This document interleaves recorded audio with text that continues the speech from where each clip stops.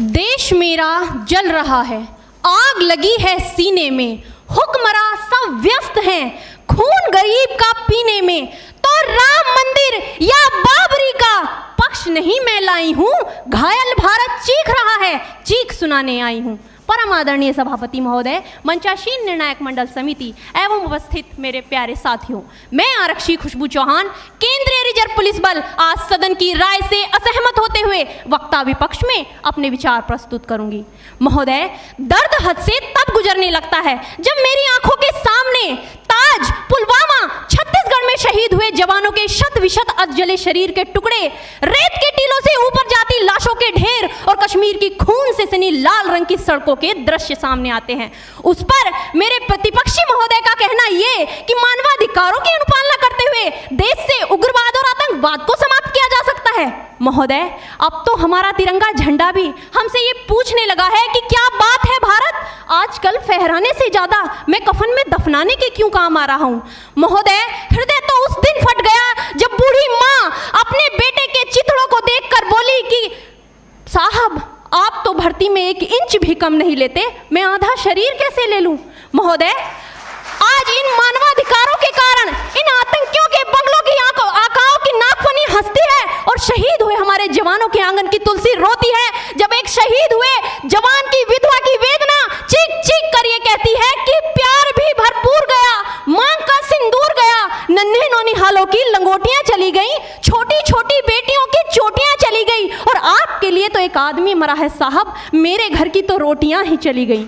महोदय, किसी भी युद्ध को जीतने के लिए पहल करना सबसे ज्यादा आवश्यक है, क्योंकि इतिहास गवाह है कि पहल करके बड़े बड़े युद्धों के परिणाम बदल दिए गए हैं। परंतु आज मानवाधिकारों के कारण हमारे देश के जवान इस कदर बंधे हुए हैं कि अपनी ड्यूटी पर खड़े होकर भी वो आज पहल करने से डरते हैं, क्योंकि महोदय भविष्य में उन्हें कटघरे में खड़े होने का डर सता रहा होता है।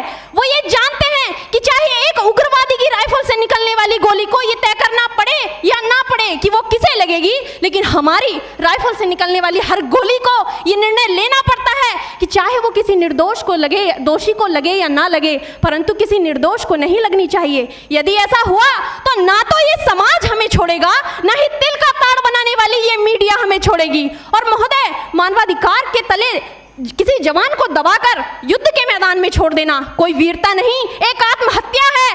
क्योंकि महोदय, फूल को श्रृंगार दो ये मुमकिन नहीं और एक वीर को झनकार दो ये मुमकिन नहीं। जो हाथ बांध दे सेना के, ऐसे मानवाधिकार का पालन संभव नहीं। महोदय, आज सत्यनिष्ठा के मार्ग पर चलते हुए भी हमारे देश का जवान इन आतंकवादियों, इन पत्थरबाजों से डरता है, क्योंकि वो जानता है कि उसकी राइफल से निकलने वाली गोली अगर टारगेट को हिट नहीं भी करेगी तो भी 400 मीटर तक जाएगी, और यदि इस बीच वो किसी निर्दोष को लग गई तो महोदय हमें अपनी नौकरी से हाथ तक धोना पड़ सकता है। और महोदय, अपनी नौकरी को बचाने की खातिर एक जवान आज ये सोचता है कि चाहे सांप मरे या ना मरे, परंतु लाठी नहीं टूटनी चाहिए, क्योंकि आज हमारे देश के हालात कुछ ऐसे हो गए हैं कि चिरागों को हवाओं में उछाला जा रहा है, हवाओं पर भी रोब डाला जा रहा है। अरे हम ही तो बुनियाद है आंतरिक सुरक्षा की, और आज हमें ही नौकरी से निकाला जा रहा है।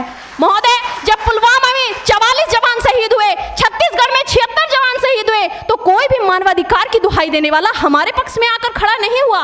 परंतु जब जेएनयू विश्वविद्यालय में एक देशद्रोही के द्वारा भारत तेरे टुकड़े होंगे, अफजल हम शर्मिंदा हैं जैसे देशद्रोही नारे लगते हैं, तो सारे मानवाधिकार के ज्ञाता आकर उसके पक्ष में खड़े हो जाते हैं। तभी तो क्या कहा था उस देशद्रोही ने कि तुम एक अफजल को मारोगे, हर घर से अफजल निकलेगा। तो मैं भारत की बेटी अपनी भारतीय सेना की तरफ से आज ये ऐलान करती हूँ कि उस घर में घुसकर मारेंगे जिस घर से अफजल निकलेगा, वो कोख नहीं पलने देंगे जिस कोख से अफजल निकलेगा। उठो देश के वीर जवानों, तुम सिंह बनकर दहाड़ दो और एक तिरंगा झंडा उस कन्हैया के सीने में गाड़ दो। महोदय, अंत में अपनी वाणी को विराम की ओर ले जाते हुए मैं सिर्फ इतना ही कहना चाहूंगी कि मुझे अफसोस है अपने देश की न्यायिक प्रक्रिया पर, जहां आज भी रात के 12 बजे अजमल कसाब जैसे आतंकी के लिए सर्वोच्च न्यायालय के दरवाजे खोल दिए जाते हैं। ऐसे देश से मानवाधिकारों की अनुपालना करते हुए आतंकवाद और उग्रवाद से कभी नहीं निपटा जा सकता। मानवाधिकार के नाम की दुहाइयां देने वालों, सीमा पर लड़ा नहीं जाता, चरखों से शोलों के आगे रामायण पढ़ी नहीं जाती, सीमा पर गोलों के आगे। धरती के घोर कुहासे को एक सूरज ही हर सकता है, क्योंकि एटम एटम बम से रक्षा केवल एटम बम ही कर सकता है। जय हिंद, जय भारत।